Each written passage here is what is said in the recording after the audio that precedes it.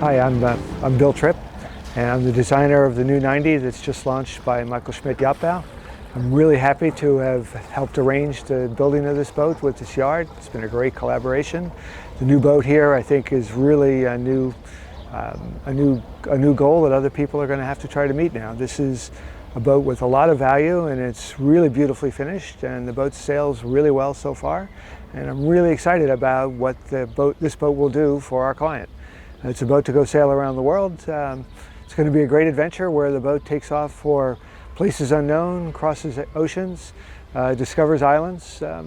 It's going to be a great time for everybody involved. And the yard has really stepped up on this boat. I'm really happy to be here. Really, this is a boat for sailing with short crew. I think with 3 sailors on board, this is a boat you can take pretty much anywhere. Of course, you've got to do watches when you're going at sea, but I think 3 people can sail this boat pretty comfortably. A boat this size, we find the biggest trick is getting the boat in and out of the dock. We've got thrusters, and the boat handles really well. And I think as soon as the boat's out of the harbor, the boat's really an easy boat to sail, really easy. And it's really nice having a big boat at sea because the boat will take care of you.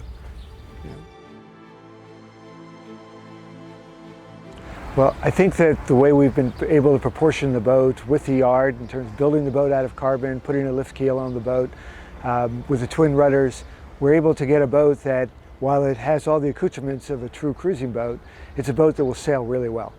So it will be, in power boats, you're always saying, are we there yet? And in a sailboat, you say, we're here.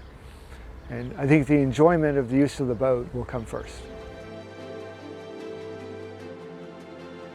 I think the hardest part of putting together a project like this is to make the technology invisible, because you want all the technology makes the boat very usable, but you don't want to see it. It's like on an iPhone, you don't want to know about what's inside.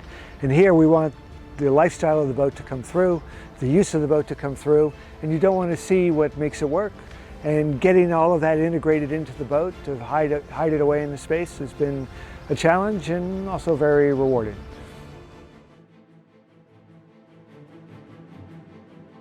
Well, the lifting keel would be one example of it, and integrating the location of the lifting keel into the interior so that you don't realize that the boat has a lifting keel is one of the first places we have to start. Having the engine room under the salon so that you have the full volume of the boat all the way through and you don't lose it to an engine room. The benefit of the lifting keel is we can sit here inside the shallow harbor and have this lovely conversation. And you can do that in Saint-Tropez or you can do that in Block Island. And yet when you go out of the harbor and put the keel down, the boat is much easier to sail because of it. A light boat makes the boat much easier to use. And the advantage of the light boat is we start a virtuous spiral where we're able to have a little bit smaller rig, lighter engine, less fuel, and we evolve the boat into a boat that's easier to use and less complicated. The linear design of the boat incorporates a very long pilot house for inside the boat, and we've managed to put vertical windows of the boat. What that does is it expands the feel of the inside volume of the boat, and it also prevents light from hammering into the interior and needing to run more air conditioning as a result. And this way it lets the light in and keeps the boat cool at the same time. So that's of course more energy efficient. It also means you run the generator less. It means you can go on battery power more often, and therefore you're burning less fuel, and then you can go further with the same amount of fuel. So again, that's another example of a virtuous spiral.